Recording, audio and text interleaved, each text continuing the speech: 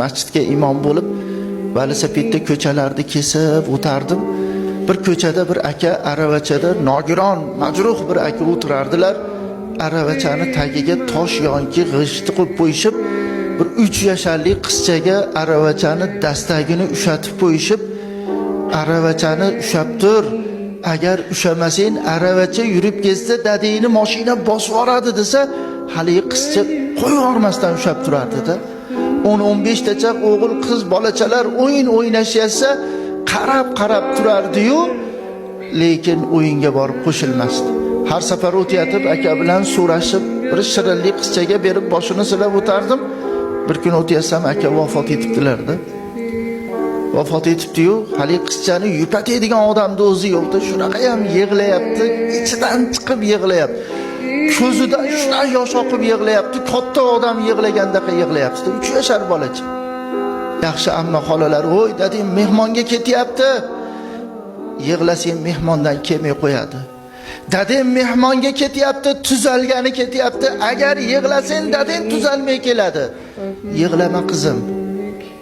Xo'p dedi-da. Yig'lamayapti, lekin ko'zi bo'ysunmayapti. Shunaqa yosh oqyapti.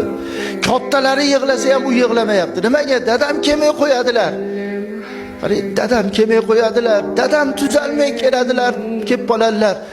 Yig'lamasdan ko'zidan yosh oqizib turibdi-da, yuvilib, kafanlanib, janoza o'qigan olib chiqilsa ham, oldidan olib o'tsa ham yig'lamayapti-da.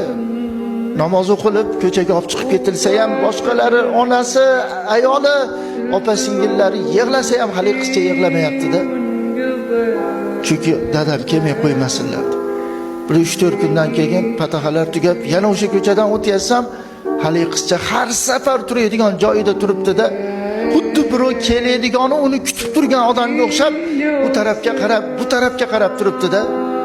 O'tayotib rahmim kelib tushib, hali bolacha qizchani boshini silab, "Ha qizim" desam, "Dadam o'lganlari yo'q-a" deyapti. Qarang, dadam o'lganlari yo'q-a. Nimaga buni deyapsiz desam, "O'rtoqlarim, dadang o'ldi, sen yetim bo'lding. Endi seni dadang yo'q deyishyapti. Agar dadam o'lgan bo'lsalar, uyda aravachani olib ketishardi.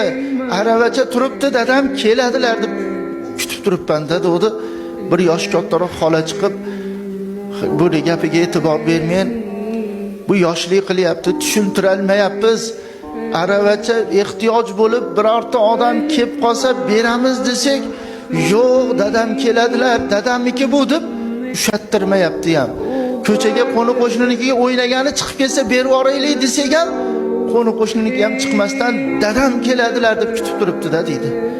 Endi sabr qilasizlar, endi yosh bola ekan-da deb zo'rg'a o'zimni bosib boshini silab yo'lga yurib yordim-u, bir 3 yil deganda yana o'sha ko'chada hali qizchani ko'rib qoldimki, bolachalar bilan o'ynayapti-yu, 1-sinfga bor edi, xon bo'lib qolgan. Hali qizcha endi to'xtatdi-da, "Qortog'a, bir narsa so'rasam maylimi?" "Ha, so'ring." "Dadamni o'lganlarini bildim" dedi. "Ayam bilan" dedi, "qabristonga borib, ayam aytayaptilar, dadingni qabri shu deyaptilar. Dadamga salom beryapmiz, dadamga ovoz qilyapmiz-u, dadamning ovozini eshitmayapmiz. Dadamni o'zini ko'rmayapmiz-da. Qani dadam bo'lganda edi, o'rtog'imni dadasi ko'tardi, siz ham meni ko'taring demasidim. O'rtog'imni dadasi o'yinchoq olib berdi, siz ham menga o'yinchoq olib bering demasidim. Dada, o'rtog'imni dadasi qand beribdi, dada siz ham menga qand olib bering deb dadamga yig'lab injiqlik qilmasidim. Bildim dadam o'lganlarini" dedi. Gapiring, chunki gapiryapti-da, tanamda chumali yurganga o'xshab jivir qilyapti. "Nima so'rayman dedingiz" desam, bir nimadan to'xtadi-da, "Inson vafot etsa qabrga qo'yish qayerdan chiqqan" dedi.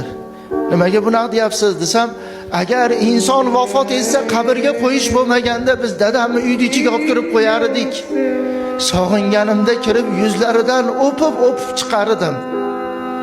O'rtoqlarim dadang o'lgan desa, mana dadam deb uyga olib kirib dadamni ko'rsatib chiqardim" dedi. Endi qana qilib tushuntirasizda, ko'zimdan yosh kelib, bo'pti deb yo'lga yurib bordim-da.